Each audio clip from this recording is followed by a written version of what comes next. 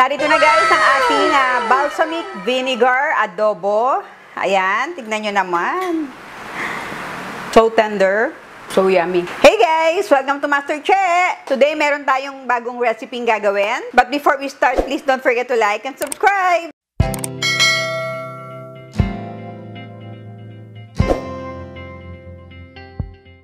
Ngayon guys, magluluto tayo ng balsamic vinegar adobo. Yan. So meron tayo ditong pork loin or lomo. Ito ang gagamitin natin para madali siyang maluto dahil malambot na tong part na to. So, unahin lang nating isaute ang ating garlic and onion. Yan, maglalagay lang tayo ng oil.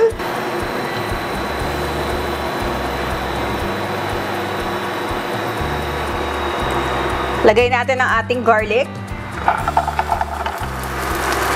Of course, mas marami, mas masarap. Yan.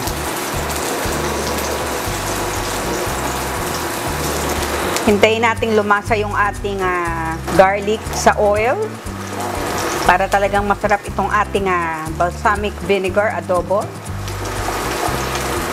Ayan, ngayon pwede na nating ilagay ang ating onion.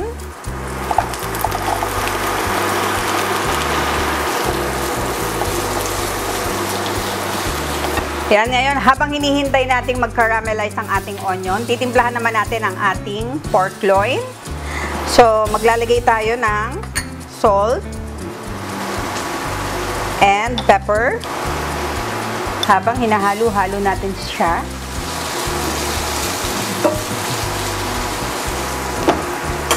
Maglalagay din tayo ng turmeric powder.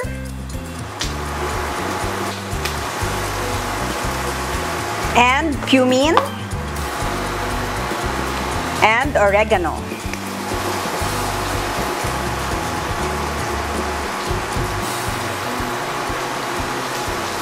Ngayon, haluin lang nating mabuti.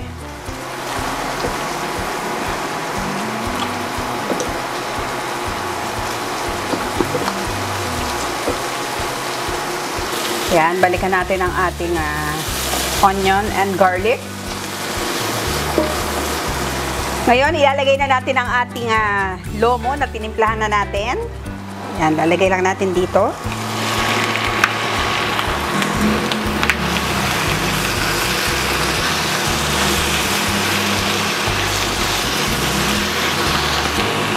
Hihintayin lang natin siyang ma-fry ng kaunti bago natin siya ulit tatakpan. A few moments later. Ayan guys. Pantay na yung kanyang kulay. Ngayon, pwede na natin ilagay ang ating balsamic vinegar.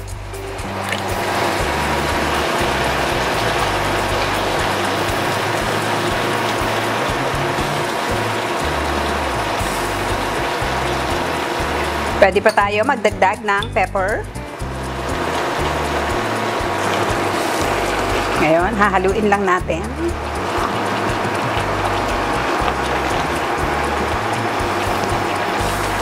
Ngayon, tatakman muna natin siya hanggang maluto ang ating pork loin at babalikan natin. A few minutes later. Ayan guys, nag-evaporate na ng konti ang ating lomo. Yan, ganyan lang hinahanap nating tsura ng ating adobo. So, titikman lang natin. Kailangan pa natin magdagdag ng mga seasoning. Magdadagdag na lang tayo ng patis para talagang sobrang masarap tong ating balsamic vinegar adobo.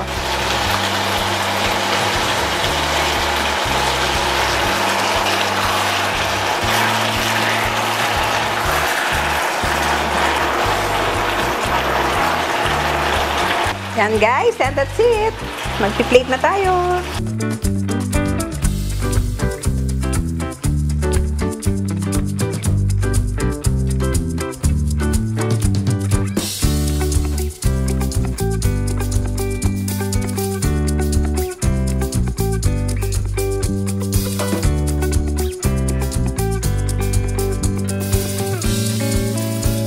Narito na guys ang ating balsamic vinegar adobo. Ayan, tignan nyo naman. Sobrang bango. Titikman na natin. Siyempre, kailangan nito ng maraming kanin. Kaya lang ngayon, hindi muna tayo magkakanin. Gusto ko muna siyang malasahang maigi, ng walang rice.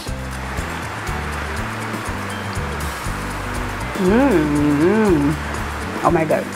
So tender, so yummy. Kahit wala na siyang toyo, kita nyo, maganda pa rin yung kulay niya dahil sa ating balsamic vinegar.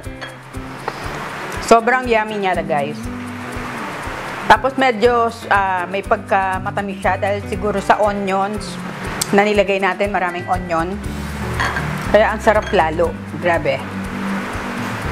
Try nyo gawin tong ating balsamic vinegar adobo, guys, para maiba naman ang inyong adobo. Pwede nyo rin tong gawin sa chicken and sa beef. Sobrang sarap. Sana, guys, nagustuhan ninyo ang ating recipe for today. And please don't forget to like and subscribe and click the notification bell para every time may bagong video ay manonotify kayo. Thank you so much and God bless you all.